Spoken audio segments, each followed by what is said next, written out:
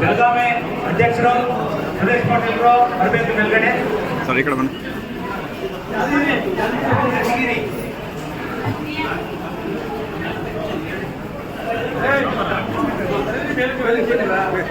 ಬನ್ನಿ.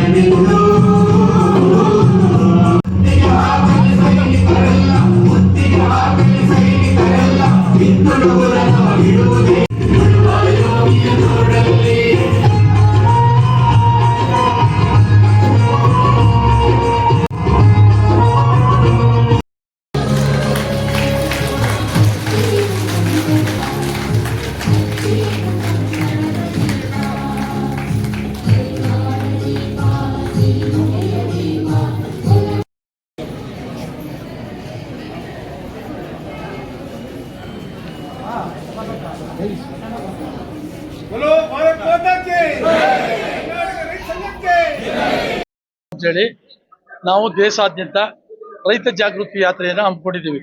7ನೇ ತಾರೀಕು ಕನ್ಯಾಕುಮಾರಿಯಿಂದ ಆರಂಭ ಮಾಡಿದ್ವಿ. 6 ದಿವಸ ಆಗಿದೆ.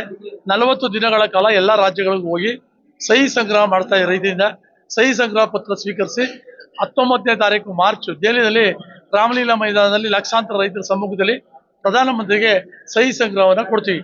ಯಾಕೆಂದ್ರೆ ಈಗ ಸರ್ವೋಚ್ಚ ನ್ಯಾಯಾಲಯ ಮಾಡಿರ್ತಕ್ಕಂಥ ಸಮಿತಿ ಕೃಷಿ ಉತ್ಪನ್ನಗಳಿಗೆ ಕನಿಷ್ಠ ಬೆಂಬಲ ಬೆಲೆ ಖಾತ್ರಿ ಮಾಡಬೇಕು ಅಂತ ವರದಿ ಕೊಟ್ಟಿದೆ. ಸಂಸದೀಯ ಸಮಿತಿ ವರದಿ ಕೊಟ್ಟಿದೆ. ಕೇಂದ್ರ ಸರ್ಕಾರ ಯಾಕೆ ಮಾತಾಡ್ತಾ ಇಲ್ಲ? ಅದರಿಂದ ಇದನ್ನ ಮಾಡಬೇಕು, ರೈತರಿಗೆ ಆಗ್ತಕ್ಕಂಥ ನಷ್ಟ ತಪ್ಪಿಸ್ಬೇಕು ಅನ್ನುವಂಥ ಒತ್ತಾಯಕ್ಕೆ ಈ ಒಂದು ಜಾಗೃತಿ ಯಾತ್ರೆ ಮಾಡ್ತಾ ಇದೀವಿ. ಜಗದೀಶ್ ಸಿಂಗ್ ದಲೇವಾಲ್ ಅವರು ಕಳೆದ ವರ್ಷ 131 ದಿವಸ ಉಪವಾಸ ಸತ್ಯಾಗ್ರಹ ಮಾಡೋದು. ಆಗ ಸರ್ವೋಚ್ಚ ನ್ಯಾಯಾಲಯ ಸ್ವಯಂ ಪ್ರೇರಿತವಾಗಿ ದೂರು ದಾಖಲಿಸಿಕೊಂಡು ಅವರೇ ಸಮಿತಿ ಮಾಡಿತ್ತು. ಇವತ್ತು ಅವರ ಅಧ್ಯಕ್ಷತೆಯಲ್ಲಿ ನಾವು ದೇಶಾದ್ಯಂತ ಪ್ರವಾಸ ಮಾಡ್ತಾ ಇದ್ದೀವಿ. ಇದು ನಮ್ಮ ಕೃಷಿ ಉತ್ಪನ್ನಗಳಿಗೆ ಕನಿಷ್ಠ ಬೆಂಬಲ ಬೆಲೆ ಖಾತ್ರಿ ಕಾನೂನು ಆಗಬೇಕು ಅಂತಕ್ಕಂಥದ್ದು ಒಂದು. ಎರಡನೇದು, ಕಾರ್ಪೊರೇಟ್ ಕಂಪನಿಗಳಿಗೆ ಶ್ರೀಮಂತರಿಗೆ 14 ಲಕ್ಷ ಕೋಟಿ ಸಾಲ ಮನ್ನಾ ಮಾಡಿದಿರಿ, ರೈಟ್ ಅಪ್ ಮಾಡಿದಿರಿ, ನೀವೇ ಘೋಷಣೆ ಮಾಡಿದಿರಿ ಪಾರ್ಲಿಮೆಂಟ್ ಅಲ್ಲಿ. ಈಗ ರೈತರ ಸಾಲ 14 ಲಕ್ಷ ಕೋಟಿ ದೇಶದಲ್ಲಿದೆ. ರೈತರಿಗೆ ನೀವು ಕೃಷಿ ಉತ್ಪನ್ನಗಳಿಗೆ ನ್ಯಾಯಯುತವಾದ ಬೆಲೆ ನಿಗದಿ ಮಾಡದೇ ಇರತಕ್ಕಂಥ ಕಾರಣದಿಂದ ರೈತರು ಸಾಲಗಾರರಾಗಿದ್ದಾರೆ. ಸಾಲವನ್ನ ಮನ್ನಾ ಮಾಡಬೇಕು ಅನ್ನೋದು ಎರಡು ವಿಚಾರ.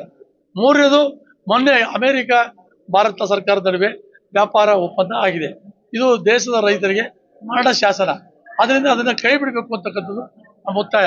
ಅದಕ್ಕಾಗಿ ನಾವು 15ನೇ ತಾರೀಕು ರಾಜ್ಯಾದ್ಯಂತ ದೇಶಾದ್ಯಂತ ಹಳ್ಳಿಗಳಲ್ಲಿ ಆ ಒಪ್ಪಂದ ಪತ್ರವನ್ನು ಸುಡುವಂತ ಕಾರ್ಯಕ್ರಮವನ್ನು ಕರೆ ಕೊಟ್ಟಿದ್ದೀವಿ ಅಂತಕ್ಕಂಥ ವಿಚಾರ ಇಟ್ಕೊಂಡು ನಾವು ಪ್ರವಾಸ ಮಾಡ್ತಾ ಇದ್ದೀವಿ. ಕರ್ನಾಟಕದಲ್ಲಿ ಇವತ್ತು ಮುಗಿದಿದೆ, ನಾಳೆ ಆಂಧ್ರ ಪ್ರದೇಶಕ್ಕೆ ಹೋಗ್ತೇವೆ.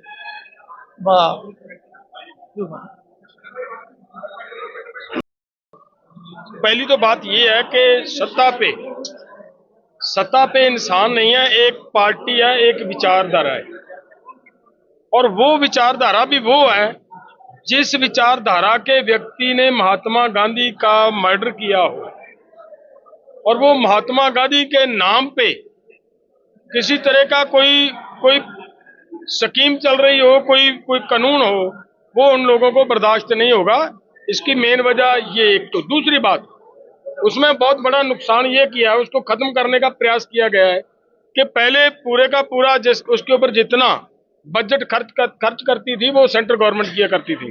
अब उसमें से 40% बजट स्टेट की गवर्नमेंट के ऊपर ले आ गए। जब स्टेट की गवर्नमेंट के पास कुछ नहीं होगा तो सेंट्रल गवर्नमेंट वो चलाएगी नहीं, एक बात। और उससे भी आगे एक बहुत डेंजरस बात है, वो समझने के लायक है, जो इम्पोर्टेंट बात है। खेत के मजदूर को और किसान को आपस में लड़ाने की साजिश है। इसमें क्या कहा, देश का मजदूर ये चाह रहा था कि हमें 200 दिन दिया जाए, दिन बढ़ाए जाएं, 100 से बढ़ाकर 200 दिन किया जाए, लेकिन उन्होंने कहा कि हम 25 दिन बढ़ा रहे हैं।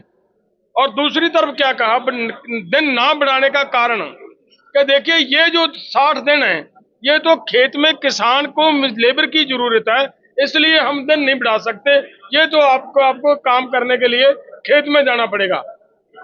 एक तरीके का मजदूर के अंदर ये किसानों के प्रति नफरत है कि देखिए जी ये तो किसानों के लिए कर दिया, हमारा काम, हमें काम बढ़ाया नहीं, हमारा टाइम ज्यादा नहीं किया। लेकिन अंदर की बात ये मैं कहना चाह रहा हूं, अगर सच में सरकार किसानों के पक्ष में है, सच में सरकार मजदूरों के पक्ष में है, तो उसको ये करना चाहिए था, ये 60 दिन कम नहीं करने चाहिए थे, उनको मजदूरों को काम देना चाहिए था ये 60 दिन। और करना इस तरीके से चाहिए था कि देखिए ये खेती करने का काम है, हार्वेस्टिंग का समय, कोई भी फसल की हार्वेस्टिंग होगी मजदूर की जरूरत तो पड़ेगी, तो उस समय मजदूर को मजदूरी जितनी नरेगा में दी जाती है वो तो सरकार देगी, बाकी मजदूरी किसान देगा। नाले किसान की हेल्प हो जाती, नाले मजदूर को दिन मिल जाते, पूरा काम मिल जाता, लेकिन ये नहीं किया।